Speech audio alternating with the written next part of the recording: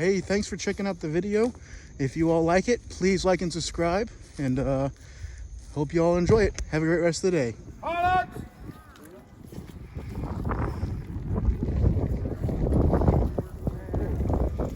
Left, right, to front, march. You're all supposed to follow me. That's what I'm trying to put you for. Follow me.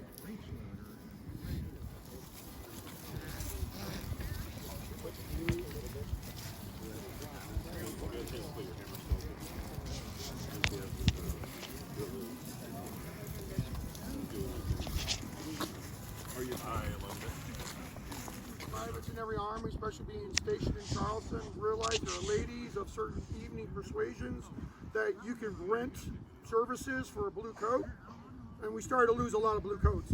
So at that point, men were issued hunting frocks. Not to mention, when it's warm down here, and you use your imagination, it is easier for the men to work in hunting frocks. So after a while, the men would be issued bolts of linen, and they would make their own split shirts. Only as officers were required to maintain. We would actually go into Charleston. We would actually purchase a tailor to make our uniforms. It's like the Army today. There's no guarantee that your uniform is going to fit. So for South Carolina, which did very much, they tried hard to keep the men uniform. They were issued every year a shirt, 2 pairs of stockings, enough linen to make a hunting shirt. Well, that didn't last long in the field.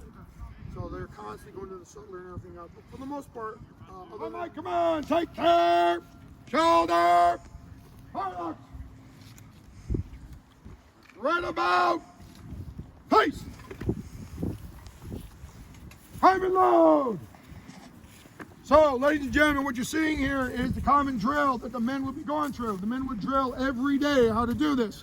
This being the finer piece of modern technology, a flintlock musket.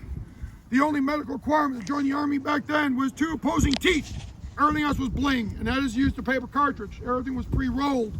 So what they're doing is they reach in the cartridge box, they pull out the paper cartridge, they bite the end, they pour a little bit of powder in the pan, they roll this thing called a frizzen. The rest of it would go down the barrel. We are using blanks, but generally they would actually pour the powder, squeeze the paper with the ball, then ram it down. At this point, they're ready to fire. An average soldier can load and fire every 20 seconds. Make ready. Take aim. Fire. I'm alone. And basically what they also would practice with wooden, because flints were very expensive back then, they'd make wooden flints. They would also use wooden dowels. So part of the formal drill is with the wooden flint, you'll hear them go snap. The idea is it should all go at the same time. Just like in the modern military, you have the 34 count manual arms. We had a 64 count manual arm, and the last thing you do is called secure arms. So they actually would practice biting a wooden dowel, putting a wooden dowel down the barrel. They should see a pile of dowels at their feet. The idea is we want the soldiers to go through this without thinking. Make ready. Take aim. Fire. Prime load.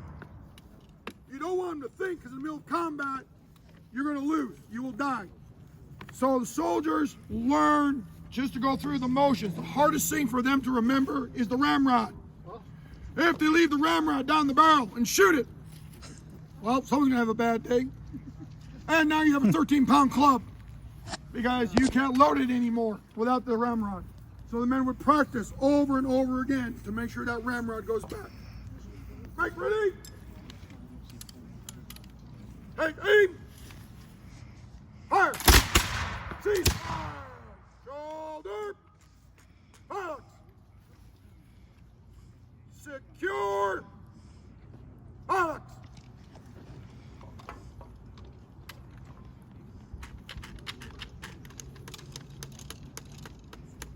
Shoulder. Box. Right about. Pace.